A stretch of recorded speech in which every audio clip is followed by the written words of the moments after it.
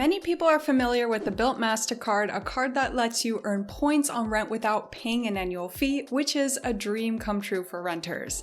And the card was launched 2 years ago in partnership with Wells Fargo, and it's making headlines due to some recent news that we'll be discussing today. As some background about the Bilt Mastercard, it allows you to earn 1 point for every dollar spent on rent without any fees. And you can transfer the points that you earn to hotel or airline partners, which is a rare perk for a no annual fee card.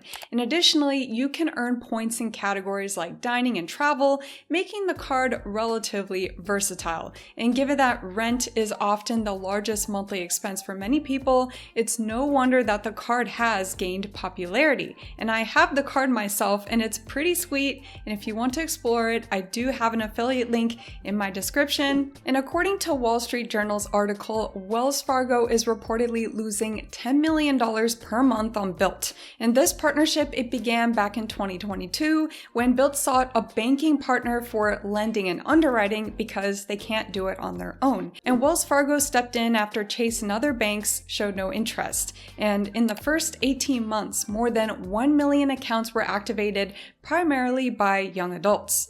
And Wells Fargo was attracted to this deal because of this unique perk of allowing rent payments without fees on a credit card, which they hoped would attract younger customers and boost their revenue, and maybe help them be seen in a better light as a bank with great credit cards. And so when Wells Fargo jumped on this deal, they had a list of projections they thought would definitely come true and prove their partnership worthwhile. However, those projections now don't turn out as expected, and here's some of the insights. First projection, Wells Fargo believed that 65% of card transaction volume would be on non-rent expenses, but the actual figure is much lower. And it turns out many cardholders are using this card only on rent. And though the card has a minimum requirement of using it 5 times a month, which is how they were trying to get a higher transaction volume in the first place, I'm just thinking that people were doing the bare minimum to meet this requirement, like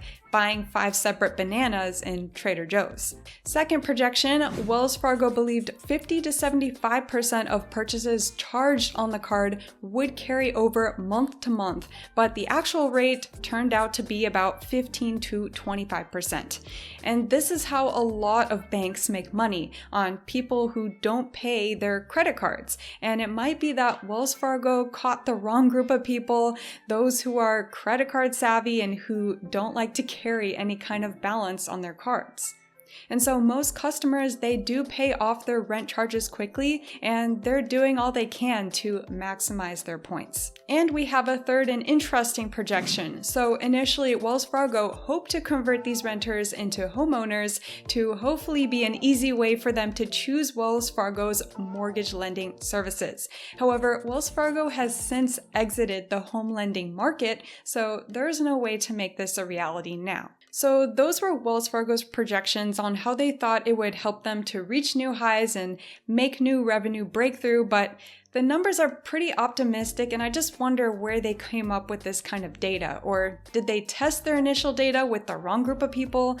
And they may have caught the wrong cardholder group, the young, credit savvy, and are here for a high credit score. So that's not all the economics, and here's some insight on Bilt's and Wells Fargo's relationship, and let me tell you, the deal sounds pretty sweet for Bilt. So for one, Wells Fargo pays Bilt a 0.8% fee on each rent transaction, even though they don't collect interchange fees from landlords. So Wells Fargo is eating up the fees on each rent transaction. And two, Wells Fargo earns interchange fees on non-rent purchases and split these fees with Bilt. So even though cardholders are using this card outside of rent expenses, all of those fees that merchants pay aren't all going to Wells Fargo, but are being split with Bilt.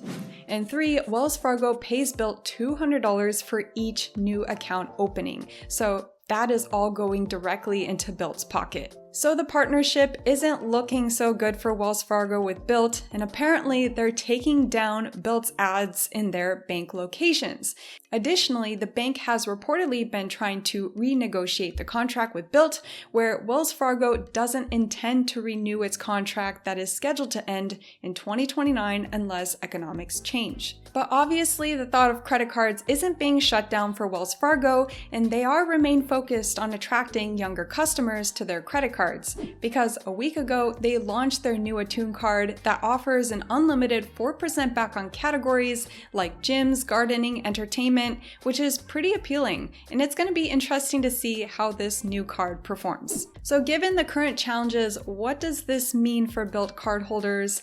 Well, there are some takeaways that I could imagine. So for one, benefit reductions. Bilt might reduce some of the card's benefits to mitigate financial losses, and this could include lowering the points earning rates or restricting transfer options.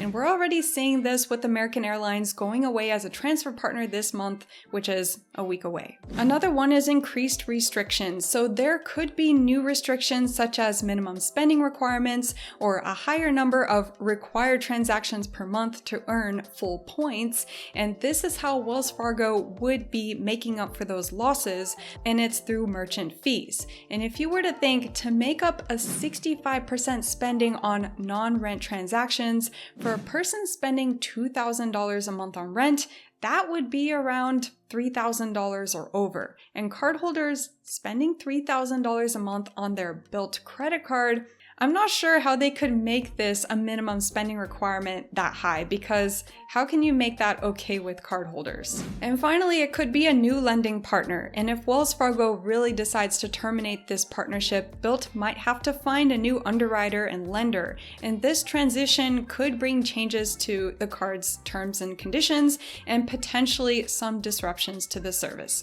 But again, the contract is set to end in 2029. That is 5 years away, and it might still take some time to somehow make this partnership work without drastic changes, so I guess we'll just wait and see. So in conclusion, despite the economic challenges faced by Wells Fargo, this Bilt Mastercard, it still remains a really strong recommendation for me, and I think its benefits are pretty valuable. But I do think that everyone should be informed about the potential changes to the card. So what are your thoughts? How do you think this card will turn out? Thank you so much for watching, and please subscribe if you're new, and I'll see you in another video. Bye!